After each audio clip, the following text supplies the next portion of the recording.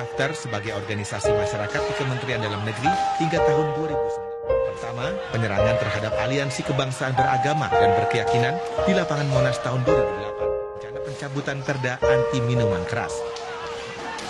Tim Liputan RCTI melaporkan. Ahok.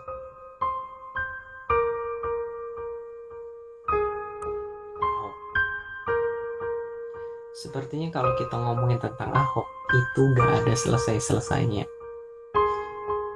Media televisi, media koran, media internet, dan semua media itu mencuri perhatian kita. Kenapa?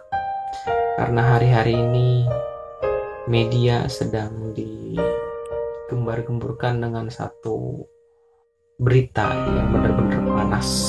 Yaitu berita apa? Berita tentang Ahok. Kalau kita ngebahas tentang Ahok, ini gak ada selesai-selesainya. Ini hanya statement gue, asumsi gue, tidak untuk menjerumuskan satu agama dan tidak untuk menjelekan seseorang. Ini hanya pendapat pribadi saya. Jadi kalau yang melihat video ini, jangan beranggapan bahwa saya itu memihak salah satu. Tidak.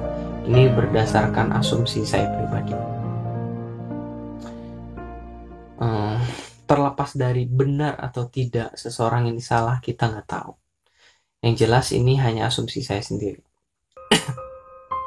Jadi sepertinya Indonesia ini sudah kehilangan citra dan martabatnya. Bhinneka Tunggal Ika sepertinya udah tidak ada lagi di Indonesia sendiri. Sepertinya sekarang itu di Indonesia mementingkan egonya mereka masing-masing. Mereka berdalih bahwa mereka tidak mementingkan diri sendiri, mementingkan kepentingan bersama. Tapi nyatanya, lihat, ibu kota Jakarta menjadi perdebatan panas.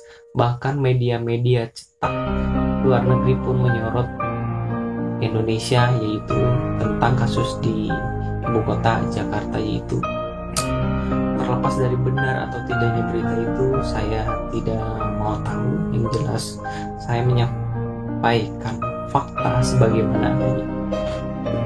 Jadi menurut saya ini hal yang tabu. Kenapa? Karena gini, kok bisa gitu? Maksudnya Ahok masuk penjara, divonis 2 tahun, dia masuk penjara. Dan ketika sidang itu, mereka membawa saksi-saksi. Yang anehnya itu, saksinya itu bukan saksi-saksi yang bener real melihat ucapannya Pak Ahok di Kepulauan Seribu. Yang ada saksinya yang didatangkan di luar Kepulauan Seribu. Yang tambah konyolannya lagi adalah mereka menjadi saksi ketika cuman hanya sekedar melihat video. Ini sangat disayangkan.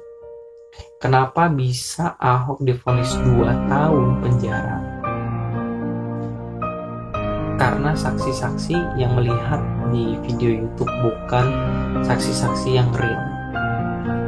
Dan sepertinya hakim-hakim ini bukan memutuskan berdasarkan hukum yang real, tapi mereka itu terdesak karena ketakutan massa.